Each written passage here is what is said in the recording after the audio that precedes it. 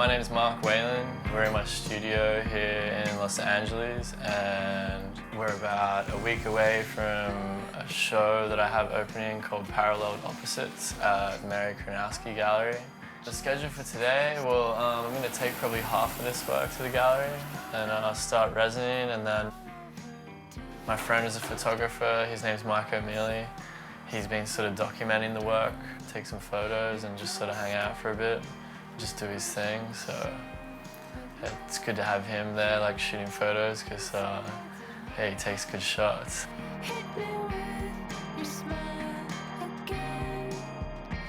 I knew him as a graffiti writer, but I didn't meet him until here in this gallery, actually, in Los Angeles. So it was different, because it wasn't normal graffiti. It was more like character-based. I thought it'd be interesting to sort of just document the making of his stuff.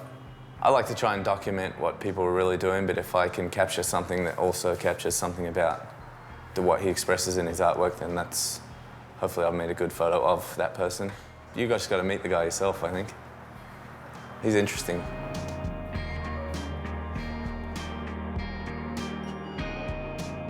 I grew up in Sydney, Australia. I actually grew up sort of more out west in like the western suburbs. It's sort of like a rough neighborhood out there, and there's not a lot to do.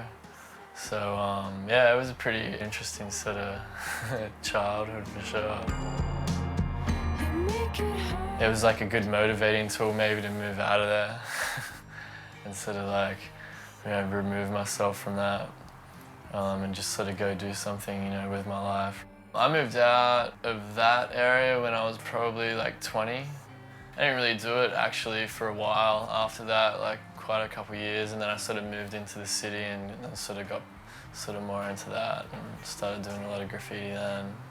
There was a time there when like Mark was just, you know, bombing everything, and because Sydney's so buffed, it you know, it stood out like dog's balls. And I think that's when something went in his mind where he was like working really bold and really you know, viciously and ferociously on the street, and he just pulled it all back kind of like to this complete opposite, you know, spectrum where he was like with these fine pens, you know, and really slow. And it was like this thing switched in him. And he didn't change his style, but he just changed his approach, you know.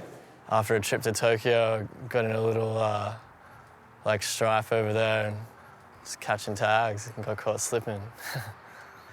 And that sort of turned into like a 2.5-week stint in the jail over there. It was supposed to be a lot longer, but yeah, I sort of got out of it. I had to get a lawyer and put me in quite a lot of debt. So I came back and I did a collaborative show with Ed Woodley. We called it bail bond, just as like a sort of joke, but... He had like a lot of energy and he was quite prolific on the streets. So obviously when the show opened, got a huge response, purely like for several reasons, but one of the main reasons being people just want to know more about the artist. I think after that, I just sort of started painting a lot. I just got sort of obsessed with it. I haven't really stopped. I actually think that he's worked his thing out on every end of what he's doing, and now he's just putting the pieces of the puzzle together, and it's like creating this thing. He's like, oh, that's the map.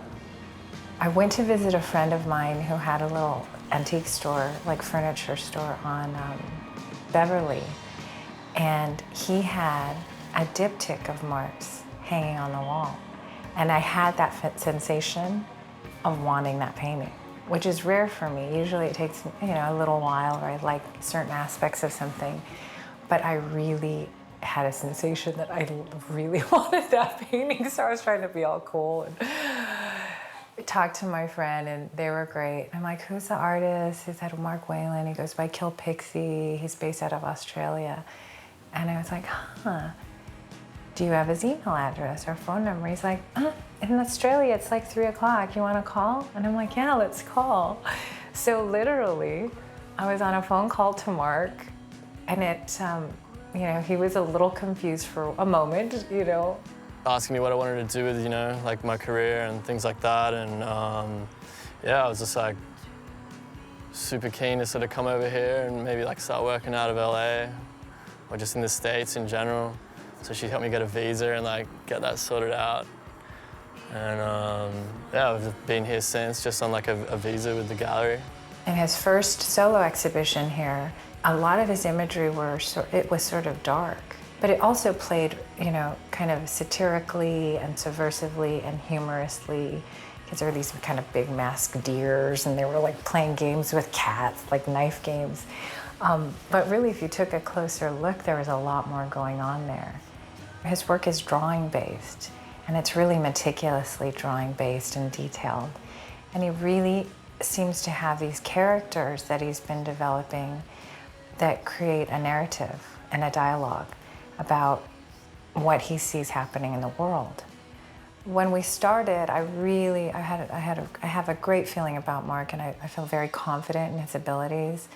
And I also, I've just seen how hard he works, and that means a lot. But I really feel that this exhibition that just occurred was taken to a whole different level.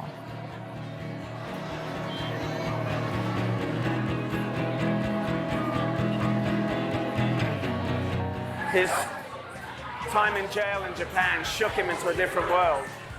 And I think that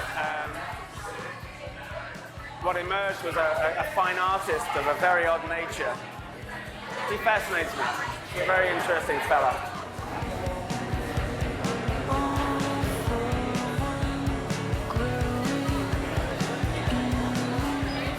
He's very open, and I think that being that open is what's going to allow him to continue flourishing, and I think he's going to go really big places. He's had a very busy year.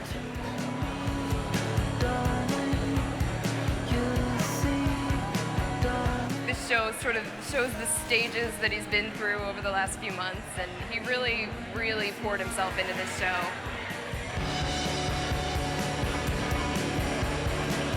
All the shit that he uses is just like, it's really time consuming. It's like, you don't really look at it and think that like, oh shit, this takes like fucking forever. The poor dude sits in his little back cave studio, you know, and he's just belting these things out, man. He's pretty righteous.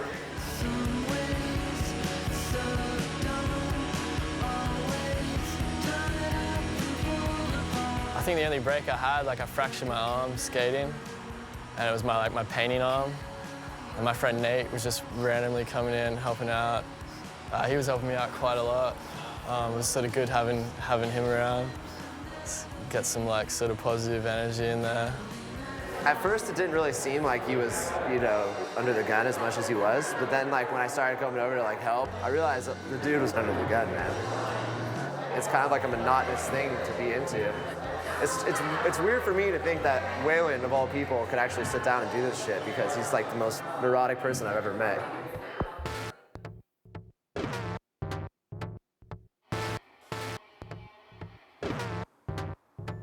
I think it's extraordinary. The process that he has, what's more interesting about that is not how the canvas develops. It's more interesting than that is watching him develop while he's making a painting.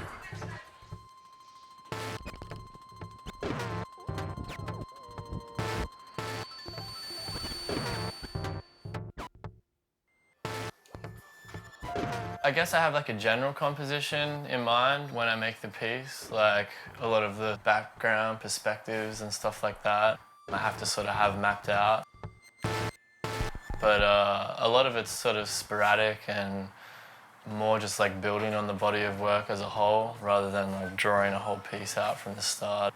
I think as well, you know, because when you're making a body of work, different ideas come through for me, like at the end of making a body of work. So usually I don't like to resin anything at the start, because I sort of like to jump back into other paintings and add certain things that I think ties in.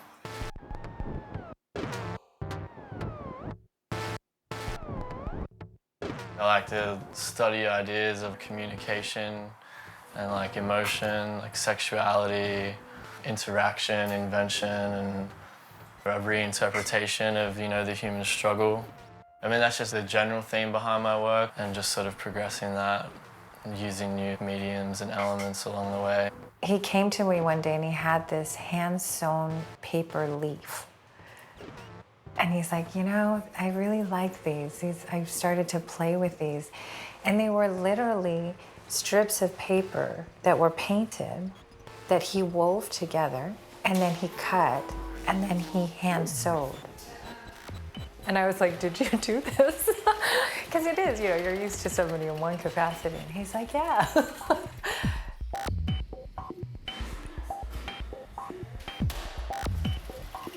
Because the work takes so long to make in general, having new things to work on and new things to experiment with and bring into it, it's a motivating tool.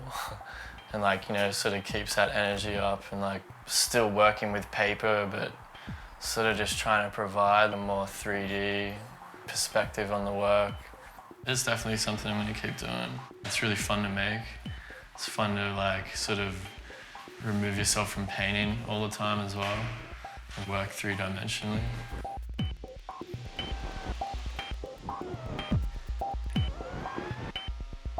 It's a 10 by 10 foot squared room, all built out of ceramic tiles, black ceramic tiles.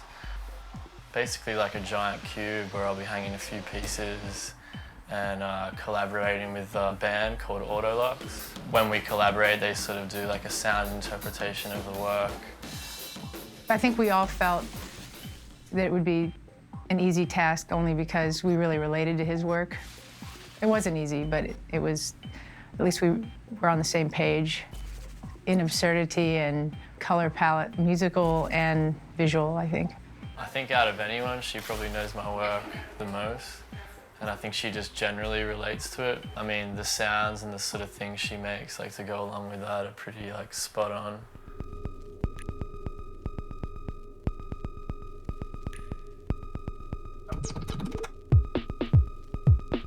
I heard music and beats and sounds in my head when I saw his stuff anyways. And most art that I like, I sort of feel that way about. So anything that has a very there's a lot of dots or patterns, repeating patterns, I seem to be drawn towards. It has sort of a hypnotic quality, and then he puts bursts of other things in various places on top. That's how I approach music, basically. It always starts with a foundation of hypnosis and patterns, and then there's bursts of things. It's always like interesting, sort of, you know, exploring like new things like this. It was sort of like off a whim. I didn't really know how it would turn out. I always had the idea to do it, but you can't really test something out like that. You just gotta make it, see what happens.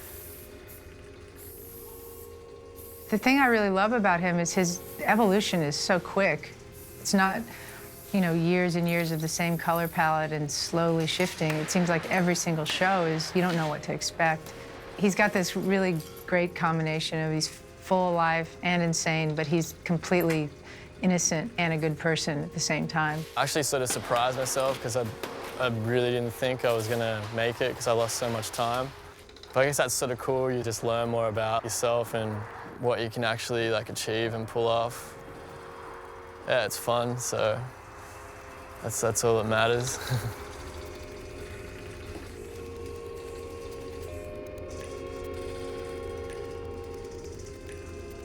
He has one hand on the past and really appreciates culture and primitive culture especially.